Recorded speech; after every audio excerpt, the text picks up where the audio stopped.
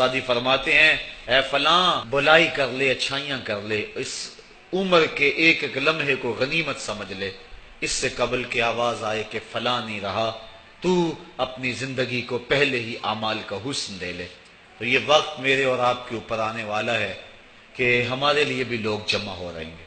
ہم قبر میں اب تنہائیوں اور قبر کی پہنائیوں میں موجود ہوں گے اور لوگ ہمارے لیے جمع ہو رہے ہوں گے قبل اس سے کہ وہ وقت آئے، کوئی حجت باقی نہ رہے۔ مجھے اور آپ کو اپنے اعمال کی اصلاح کر لینی چاہیے۔ امام غزالی نے ایک بڑی خوبصورت بات لکھی۔ آپ فرماتے ہیں اللہ نے مرنے والوں کے ذریعے سے جو باقی زندہ بچ گئے ہیں ان پر احسان کیا۔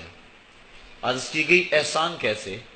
وہ تو دکھوں میں مبتلا ہیں، جن کا بھائی چلا گیا ان کا کلیجہ پھٹ رہا ہے، جن کا باپ چلا گیا ان کی دنیا اندھیر ہو گئی ہے، جن کی ماں چلی گئی ان کے سامنے روشنی کا کوئی حوالہ نہیں رہا ہے، جس کا بیٹا چلا گیا اس کی کمر ٹوٹ گئی، جس کا بھائی چلا گیا اس کے بازو ٹوٹ گئے، اور تم کہتے ہو اللہ نے مرنے والوں کے ذریعے سے جو باقی پسماندگان ہیں ان پر احسان کیا۔ یہ احسان کیسے ہے؟ امام غزالی فرماتے ہیں احسان اس معنی میں ہے کہ اللہ نے مرنے والے کی موت کو ان باقیوں کے لیے عبرت کا نشان بنایا ہے۔ اگر اس کی موت ان کے لیے عبرت بنا دی جاتی تو یہ کیا کرتا؟ تو اللہ تعالیٰ نے گویا ان کی موت سے اس کو ایک اور موقع سنبھلنے کا دیا ہے کہ وہ لوگوں کی، عزیزوں کی، رشتہ داروں کی موت کو دیکھ کر اپنی زندگی کی راہوں کو ٹھیک کر لے۔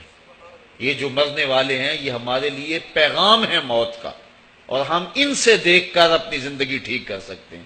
حضرت یعقوب علیہ السلام جلیل القدر نبی گزرے ہیں، بنی اسرائیل کے مقتدا اور امام نبی۔ آپ نے حضرت اسرائیل سے وعدہ لیا ہوا تھا کہ میری روح قبض کرنے کے لیے اچانک نہیں آنا، بلکہ پہلے کو قاصد یا پیغام بھیج دینا تاکہ میں موت کی تیاری کر لوں۔ جو کہ اچانک موت سے حضور نے بھی پناہ مانگی، اللہم انی اعوذ بک من الموت الفجات، اے اللہ اچانک موت سے تیری پناہ چاہتا ہوں۔ تو حضرت اسرائیل علیہ السلام سے وعدہ لیا تھا حضرت یعقوب علیہ السلام نے کہ قبض روح کے لیے اچانک نہیں آنا، پہلے کو قاصد یا پیغام بھیج دینا۔ انہوں نے وعدہ کیا تھا، نبی تھے، ان سے وعدہ انہوں نے کر لیا۔ کافی مدت گزری تو حضرت اسرائیل آ گئے، پوچھا کدھر آئے ہو؟ کہا قبض روح کے لیے آیا ہوں۔ کہا تم نے تو وعدہ کیا تھا پہلے کو قاصد یا پیغام بھیجوں گا، تم نے نہ کو قاصد بھیجا اور پیغام بھیجا اور قبض روح کے لیے آ گئے۔ حضرت اسرائیل نے عرض کی حضور میں نے تو کئی قاصد بھیجے تھے۔ فرمایا میرے پاس تو ایک بھی نہیں آیا۔ کہا حضرت آپ کے سامنے کتنے لوگوں کی موت واقع ہوئی، یہ میرا قاصد نہیں تھا تو اور کیا تھا۔ آپ کی داڑھی میں سفید بال آ گئے، یہ میرا قاصد نہیں تھا تو اور کیا تھا۔ آپ کی آنکھوں میں سفیدی اتر آئی، یہ میرا قاصد نہیں تھا تو اور کیا تھا۔